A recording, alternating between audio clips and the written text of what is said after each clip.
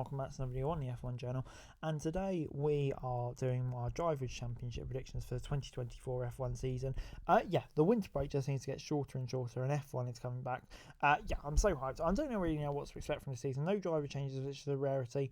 It'll be interesting to see what we get from this season. I'm not expecting much difference, but let's get straight into my predictions. I'm going to say 20th is Logan Sargent. I think Williams may still not have the slowest car, but I think Sargent, he just seems so far off the pace. To be honest, I'm not massively confident that improving, so unfortunately I'm going to say last for him, which could be a hindrance for Williams. In 19th, I'm going to say Kevin Magnussen. Another disappointing season for Haas, and with promising FTA drivers like Ollie Bearman coming through, I feel like he really has to step it up, but I'm just not sure if he have it. I'm expecting Haas to struggle as well. I think this could very well mark the end for Kevin Magnussen in F1. Another driver as well is Zhou Guanyu, who, I can see struggling. I don't really have particularly high expectations for Stake. I think maybe still not quite on the pace of his teammate Valtteri Bottas as well. So I'm predicting a tough season for Zhou, where points may be few and far between. For 17th, I've gone for Nico Hülkenberg. We've seen last year what Hülkenberg can do in qualifying, and he's still a very, very good driver. But for me, he just really needs. It's not his fault, but Haas really needs to be stronger in the races for him to have a chance of scoring more points. Then maybe he can push himself up the order, but I'm not massively confident. Moving on into 16th, and I've gone for Valtteri Bottas. Bottas. I think it'll be an interesting one this season. I think, he really needs to deliver to show he can get the Audi seat. He's been doing a decent job this recent seasons. He seems to get unlucky, but I still think he's got the pace to really deliver on that few occasions this season. But moving on then to Alex Albon, I've gone for 15th. I really would have him higher, but I just think there could be quite a big gap between the bottom three teams and maybe the top teams above. So while he will put out some miracle defensive drives, secure some points, I'm not sure if it would really be enough to move him ahead of the likes of the Alpines, such as Pierre Gasly in 14th. It was a toss-up between Gasly and Ocon. I really feel like there's nothing to separate the two of them last year. So last year I think Gasly finished just in front. This year I can kind of see Ocon finishing in front. I just don't think there's much between them, but I think Alpine, kind of will struggle at the beginning and maybe pick up towards the end. Like I said, I've got Ocon just about outperforming Gasly, but I think, for me that's possibly the tightest driver pairing on the grid right now. I think two good drivers who could well kind of be held back by the machinery this year. I think it could well be a disappointing season for Alpine.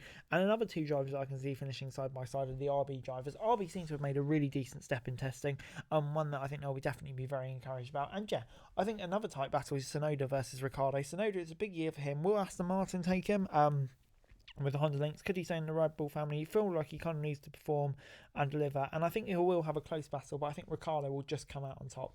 And if it's a big year for Tsunoda, it's certainly a big year for Ricciardo, because obviously he knows that there's a potential Red Bull seat online if he delivers, and if he doesn't, kind of shows similar performance to McLaren, that could be his F1 career over. So that's how big it is for Ricciardo, but I think he'll do enough to beat Tsunoda. But moving on into the top five teams, as it were, and bottom of this, unsurprisingly, I'm going for Lance Stroll. If Stroll isn't going to finish in this P10 position, to be honest, I'd be surprised. That and first place are probably the two positions I'll lock in right now. To be honest, I just don't think he has the quality or probably even the car to match the other drivers in the top five. And ninth, I've gone for Oscar Piastri. This is a tough one. I can see it kind of being close between a lot of drivers down here, but I've gone for Piastri in ninth. I think he just needs to improve his racecraft, because his qualifying pace was there, but needs to improve his racecraft, and then I can see him finishing a lot higher. But big season coming up from now. His rookie season's over. In 8th, I've gone for Alonso. I think Aston Martin, out of the top 5 cars, will clearly have the 5th fastest car. So I've gone for Alonso a bit lower down in 8th place. But I think, we've seen Alonso, even at the ripe old age that he is, can still drag out some seriously impressive performances. So definitely wouldn't discount him doing that again. In 7th, I've gone for Carlos Sainz. Sainz, obviously his last year with Ferrari, how will he react to being bumped down the grid, potentially with his move being kicked out? It's a very interesting one. I don't know how it will go, but I think maybe we'll just lack the pace of Leclerc. But I'm intrigued. But moving on into Norris in 6th, I think another good one. Another good season for Norris is coming up. It'll be interesting to see whereabouts McLaren are in the pecking order, whether they can fight with Mercedes or not. Who knows? But Norris will get the maximum out of the car. And I think it could be another big season for Norris coming up. In 5th, I've gone for George Russell. And Russell, this year, he needs to show that he can lead Mercedes in the long term before they get someone in like a Alonso potentially instead of an Antonelli, where you feel like Russell could really lead that team. So it's a big season for Russell. He needs to show that he can beat and compete with Hamilton this year. I'm not sure if he's quite on that level. But moving on into fourth, and that's Charles Leclerc. Leclerc, yeah, another big season for him because he needs to establish himself before Hamilton arrives.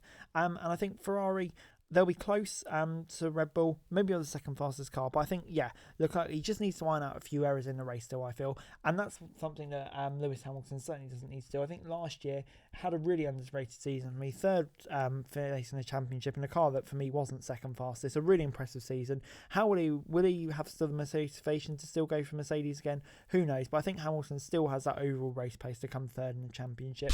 Second in the championship, I'm going to say, is Perez. I think Red Bull will have quite a big advantage again this year, which is why I feel like Perez will come second, but he needs to cut out the mistakes if he wants any chance of keeping his seats. But I think, yeah, the advantage Red Bull have will just be enough for him to remain in second. But moving on into the first place, and that will come as very little surprise, Max Verstappen. To be honest, I hope he wins less than 19 out of 22 races this year or whatever it was last year, because yeah, that was just ridiculous domination. But yeah, I'm backing Max. I think, yeah, I'll be very surprised if he doesn't win it. But anyway, guys, that's it for this video. Thanks very much for watching. Remember to like, share and subscribe. Follow us on our socials. Link in the description below for daily F1 news, meme and content. Subscribe to our other channels on screen right now. That'd be greatly appreciated. Thanks very much for watching. Peace out.